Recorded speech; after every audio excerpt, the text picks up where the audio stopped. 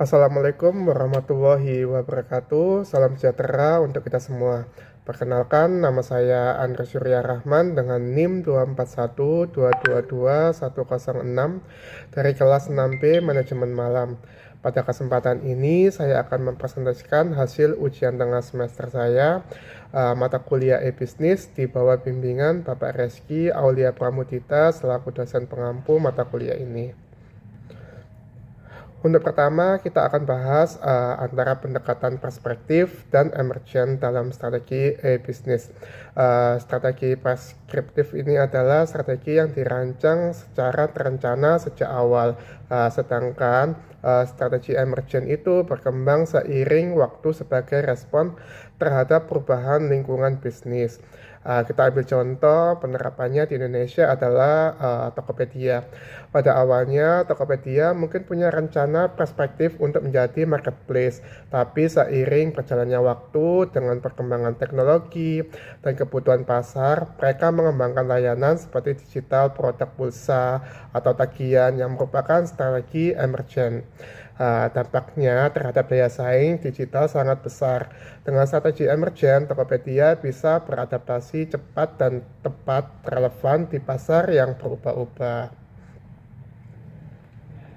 Pada soal kedua, kita diminta untuk menganalisis bagaimana perusahaan retail online bisa meningkatkan efisiensi dalam pengiriman produk ke konsumen. Yang pertama adalah proses dalam supply chain management atau manajemen rantai pasok ya. Ada dua bagian utama yang bisa ditingkatkan dengan teknologi. Yang pertama itu dari segi manajemen persediaan. Dari manajemen persediaan ini memastikan ketersediaan barang selalu sesuai dengan permintaannya dan meminimalkan penumpukan atau kurangan stok. Terus yang kedua dari logistik dan distribusi. Ini menyangkut pengelolaan pengiriman barang dari gudang ke pelanggan secara efisien dan tepat waktu. Untuk teknologi digital dan manfaatnya, kita bisa menggunakan warehouse management system. Sistem ini membantu untuk mengoptimalisasikan proses penyimpanan dan pengambilan barang di gudang. Dengan manfaat untuk mengurangi waktu untuk proses picking dan packing, terus bisa melacak secara real time sehingga memudahkan perencanaan restock. Terus ada AI based route optimization. Teknologi ini bisa membantu sistem untuk memilih rute pengiriman tercepat secara otomatis dengan manfaatnya untuk mempercepat proses pengiriman. Namun, penggunaan teknologi ini juga memiliki risiko digital yang perlu harus diwaspadai, seperti downtime system. Jika sistem AI pengatur mengalami gangguan, proses logistik bisa terganggu juga. Terus ada keamanan data. Data konsumen ini kan sangat penting dan informasi pengiriman harus dijaga agar tidak disalahgunakan atau bisa diretas. Oleh karena itu, penting untuk memiliki sistem cadangan dan juga proteksi keamanan digital seperti firewall dan enkripsi data. Pada soal ketiga, kita diminta untuk menjelaskan bagaimana sebuah institusi pendidikan bisa memanfaatkan sistem e-procurement atau pengadaan elektronik untuk kebutuhan belanja operasional bulanan. Jenis e-procurement yang paling cocok untuk kasus ini adalah elektronik katalog atau biasa disebut e-katalog.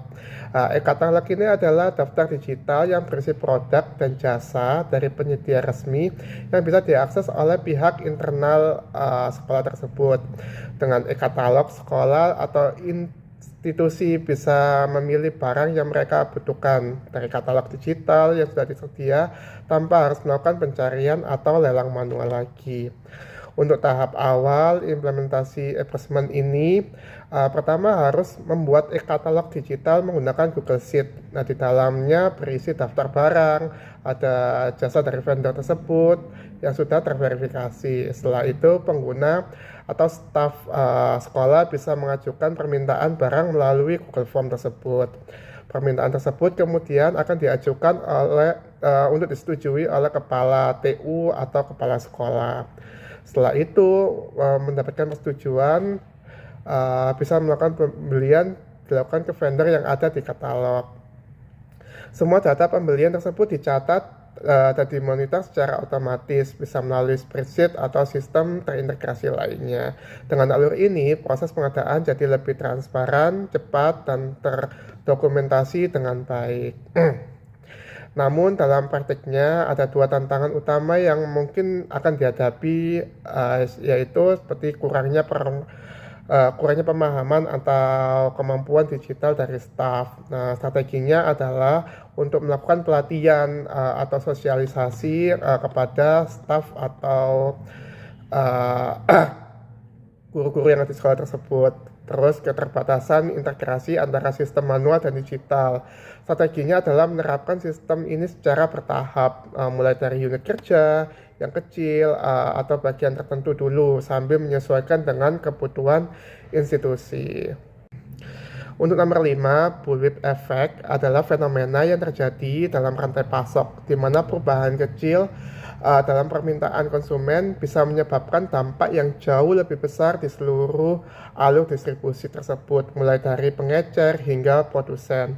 Kita ambil contoh, bayangkan aja ada peluncuran smartphone di pasaran yang sedang dipromosikan besar-besaran. Permintaan dari konsumen sebenarnya hanya naik sedikit karena tertarik dengan promo tersebut, tapi karena pengecer khawatir akan kehabisan stok, mereka langsung meningkatkan jumlah pesanan ke distributor. Melihat pesanan yang meningkat dari pengecer, distributor pun ikut memesan dalam jumlah besar ke produsen.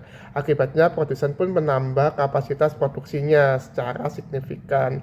Ketika permintaan konsumen kembali normal, stok yang sudah diproduksi malah menumpuk di gudang, atau bahkan ada kekurangan di level pengecer karena distribusinya tidak merata. Untuk solusi digital untuk mengurangi dampaknya yaitu dengan menggunakan sistem manajemen rantai pasok berbasis cloud untuk berbagi data secara real time di seluruh rantai pasok. Terus ada teknologi IoT untuk pelacakan persediaan. Jadi untuk pelacakan stok real time dan penyesuaian yang lebih akurat terhadap permintaan pasar. Untuk soal ke-6, saya diminta mengamati proses bisnis sederhana di sekitar saya. Lalu saya mengusulkan satu pendekatan bisnis yang bisa diterapkan untuk memperbaikinya. Saya mengambil contoh di dekat rumah saya ada warung bebek Purnama ya, di dekat tempat saya tinggal. Saat ini proses bisnisnya di warung tersebut masih sangat tradisional, yaitu pelanggan harus datang langsung ke lokasi untuk memesan dan makan, terus membayar. Pembayarannya juga dilakukan secara tunai manual, terus tidak ada layanan pengantaran makanan dan promosi hanya dari mulut ke mulut. Solusi e-bisnis sederhana yang bisa diterapkan itu dengan pembayaran digital ya. Warung bisa mulai menerima pembayaran digital seperti GoPay, OVO, Kris. Ini memudahkan pelanggan, terutama tidak membawa uang tunai dan mempercepat proses pembayarannya.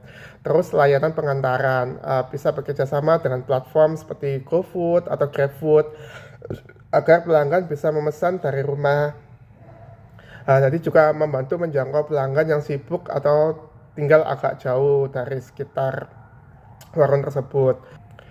Atau bisa menggunakan pemesanan online ya, bisa menggunakan WhatsApp bisnis untuk menerima pesanan secara online.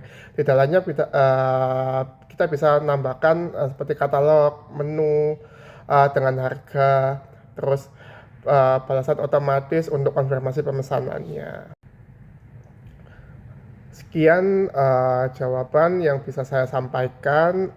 Mohon maaf jika ada kata yang salah ataupun jawaban yang masih belum sesuai. Terima kasih. Wassalamualaikum warahmatullahi wabarakatuh.